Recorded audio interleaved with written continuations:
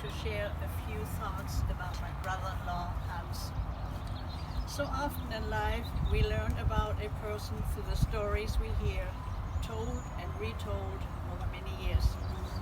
Hans spent the early years of his childhood in Seelsdorf, Mecklenburg, on a widespread agricultural property, until the economical hardship of the 1930s caused his parents to relocate to an area east of the Oder River, where they were able to restart their existence in farming.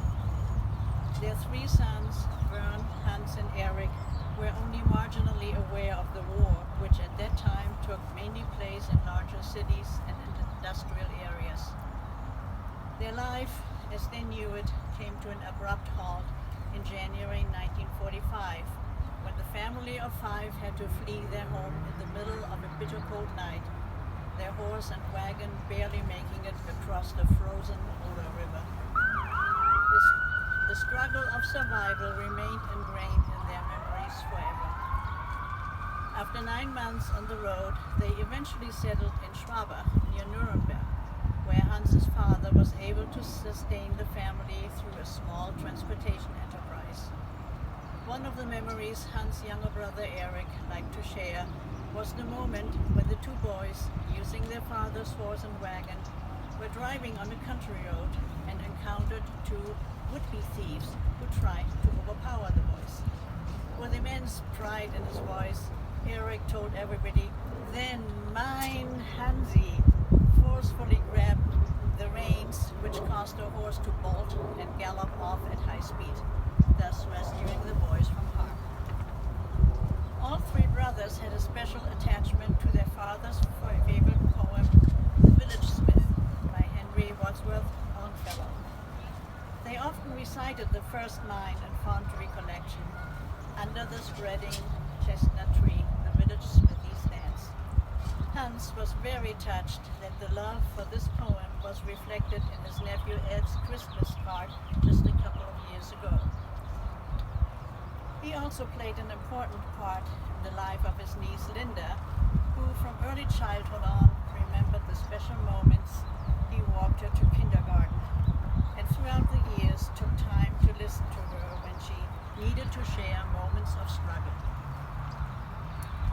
Hans' many accomplishments included his book, The History of the German Americans in Early Los Angeles City and County, in which he compiled information of the numerous contributions of Germans in this area. My favorite is about the land developer, Mr. Adolf Pfannenschmidt. Successful as this gentleman's acquisitions might have been, I'm not sure they would have come across as marketable down the road if we would have to say, "Welcome to Universal Studios Pfannenschmidt," or enjoy an open-air concert at the Pfannenschmidt Bowl. The area, of course, is nowadays known as Hollywood. Apart from his family in Southern California, it gave Hans much joy to reconnect with family in Northern California. Many phone calls and occasional visits followed.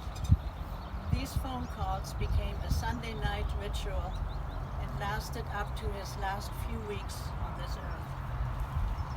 Over the years, there were many family gatherings where we enjoyed being together, catching up on all of our big and small accomplishments, watching our children and grandchildren at play, and marveling at their transition to teenage and adulthood. One of my most poignant memories will be the moment when I watched Hans walking slowly towards the coffin of his brother Vern, who preceded him in death by only 17 months.